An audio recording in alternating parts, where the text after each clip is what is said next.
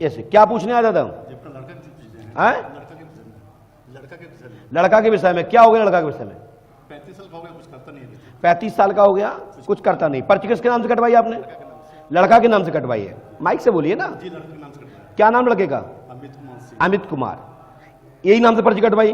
घर में कोई दूसरा नाम भी है क्या? नहीं, दूसरा नाम अमित ही बोलते हैं। उसकी मां का नाम क्या है? शकुंतला सिंह। पढ़िए। शकुंतला देवी का पुत्र की सरकारी जॉब नहीं होगी, बिजनेस में सफलता प्राप्त होगी, 2 जनवरी 2022 तक सफलता प्राप्त होगी, आशीर्वाद है। मैंने लड़का का नाम क्यों नहीं लिखा? कारण क्योंकि पर्ची कटने वाले काउंटर पे जहां नंबर लगाए जा रहे हैं वहां नाम लिख लिया गया है, तो उसका नाम बताना कोई बड़ी बात नहीं है। यदि गलत कह रहा हूं तो बताइए। तो शकुंतला देवी का नाम लिखना ही अपने आप को बहुत बड़ा चैलेंज है। अच्छा, और कोई भी माइक से बोलिए। हम करेंगे आज। हाँ, आप करेंगे। आपको कुछ और पूछना हो उसके बारे में तो बताइए। शादी के बारे में तो हमने इसमें शादी का लिखा कि नहीं? पढ़िए पर्चा।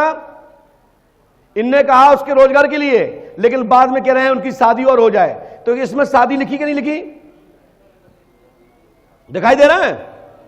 प्रोजेक्टर इसलिए लगाया गया है कि बड़ी बड़ी आंखों से बड़े बड़ी पर्दा पे आंखें फाड़ फाड़ के देख लो, यानी फाड़ फाड़ के देख लो।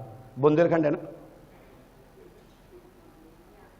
तो हनुमान जी कृपा से आपके बालक का शुभ विवाह होगा। ऊपर से दूसरी लाइन दिख रहा होगा, ऊपर से दूसरी लाइन कि बालक का शुभ विवाह होगा और रोजगार लगेगा। रोजगार में धंधा, पानी, पानी की टिक्की, चाट पकौड़ी, भजिया, नौकरी, यानी रोजगार एंटीबायोटिक शब्द। चलिए, हनुमान जी कृपा करेंगे। एक पर्ची और कटी है, मैं उसके बारे में भी लिख रहा हूं, क्योंकि इनने एक दूसरी पर्ची भी कटवाई है। ये भी 500 रुपए की है, लेकिन किस्मत है नंबर आ गया। 500 रुपए में भी 21 नंबर की पर्ची कटी इनकी। मतलब इसके पहले के अभी 20 लोग बैठे हैं। चलते हैं दरबार की ओर। लिख रहा हूं।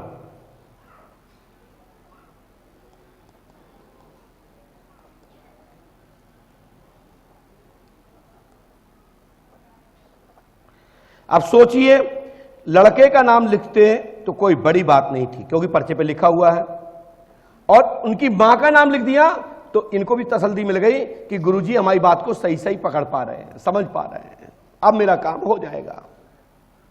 जी दादा बताइए।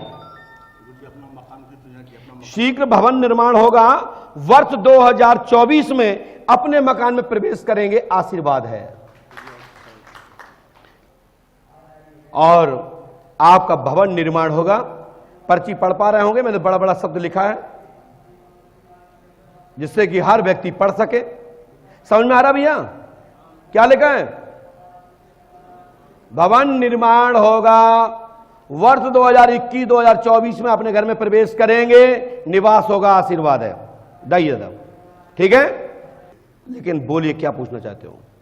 सर, मैं अपने भाई के विषय में पूछना चाहता हूँ। किसी के बारे में पूछो, क्योंकि पर्ची कटवाई आपने। बिल्कुल सही।